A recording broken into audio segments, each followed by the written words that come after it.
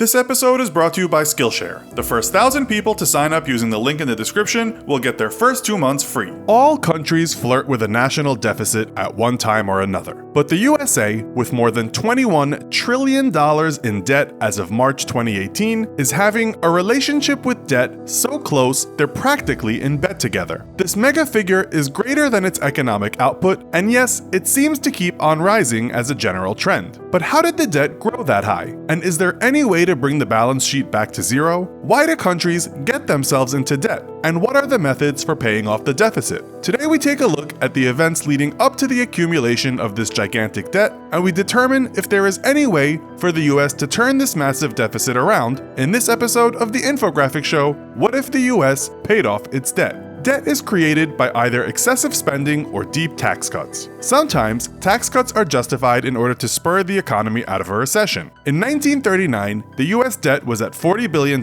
and by the end of the Second World War, this rose to $271 billion. After some fluctuations, it was still at $271 billion in 1957, but by 1977, it had risen to $699 billion. The US has a long and rich history of spending heavily on military. Since the nation's existence since 1776, it has spent 225 years at war and just 21 years in peace. That's 94% of the country's time at war and just 6% at peace. US debt spiked after the 9/11 attacks when America increased military spending to launch its well-organized War on Terror campaign. Between 2001 and 2017, the War on Terror cost $1.9 trillion, so it appears that much of the US debt is incurred by massive spending in an aggressive defense policy over a long sustained period of time. While some argue that jobs would be lost by a reduced expenditure on defense, a counter-argument is that other industries could be created. Other factors, besides war, contributing to the rise in debt include the $24.7 billion Hurricane Katrina disaster and a $350 billion bank bailout.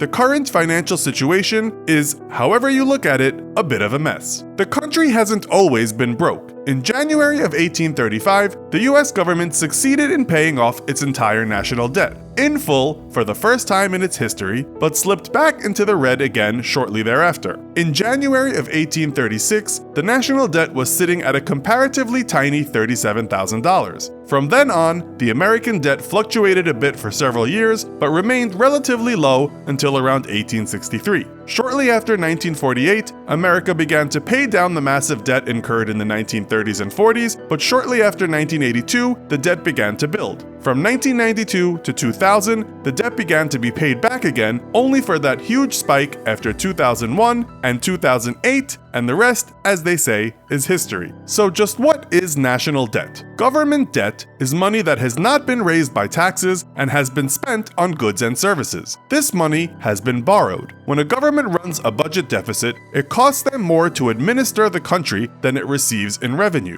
To make good this shortfall, the government has two choices. One, it prints more money, or two, it borrows more money. Although printing more money sounds simple enough to do, doing so would lead to galloping or hyperinflation. Galloping inflation is when the price of goods and services rises more than 10% per month, and hyperinflation is when the price of services or goods rises more than 50% in a month. To print and distribute more money leads to inflation if there is no corresponding economic growth to justify the surplus cash. Instead, governments issue bonds that investors invest in. The government then gets the money from the investors, and the investors receive an interest on the funds borrowed over a period of time. Just over half of the current $21 trillion US debt is owed to US investors, with the remainder half owed to investors outside the United States. The more the debt grows, the more is spent on interest repayments and less is allocated to what the government should really be doing with taxpayers' money, investing in local public services. Over time, governments risk running into bankruptcy and seeing their economy collapsing. The US has declared itself bankrupt 5 times since its formation. Once when it could not meet foreign debts, and 4 times due to internal debts. The first time the US became bankrupt was in 1790, and the last occasion was in 1933. But America is not alone. A total of 83 countries have become bankrupt in the last 200 years.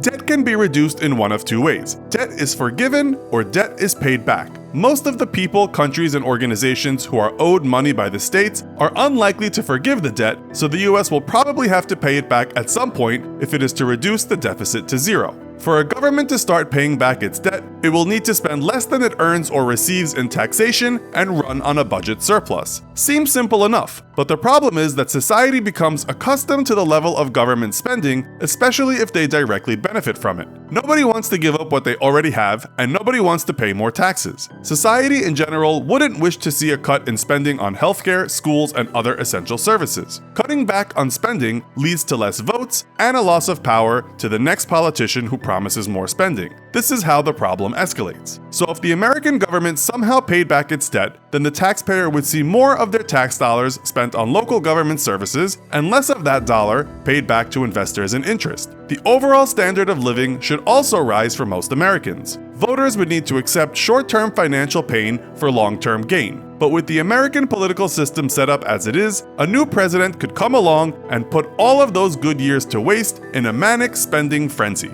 It has happened in the past and will probably happen again in the unlikely event that America managed to reduce its debt to zero. But who could pay off this rising national debt? Really, you have two choices. The lower and middle class taxpayers could pay off the debt through tax increases or by inflation. Or the big business monopolies, high class politicians, and corporations could settle it through targeted taxation. Of course, politicians are like everybody else. They don't want to pay taxes, and they don't want the corporations, lobbyists, and high net worth individuals who put them where they are to pay taxes either. To heavily tax the poor normally leads to sharp rises in inflation and a shrinking economy, which is bad for everyone. Paying the debt in full today wouldn't actually make too much of a difference in the economy itself, but it would speak volumes for US creditworthiness should a crisis such as the 2008 financial crisis occur once more. So what would happen if the US paid off all of its debt? The simple answer is not much. The country would function as it does now and will probably put in action plans to increase its debt once again. Countries function normally while in debt as long as the debt is kept to a manageable level and it keeps up with its repayments. The USA definitely walks a fine line trying to balance its budget, and if you're like most people, you could probably use a little help organizing your own finances. With classes to help you manage your finances, create a monthly budget, and even plan and start your own online business, Skillshare has your life skills covered. As an online learning community, Skillshare and its thousands of online classes can help you hone your skills and launch a new business, or help you keep your current one afloat. The first 1,000 people to use our promo code Infographics34 or to click the link in the description will receive 2 months of premium membership absolutely free.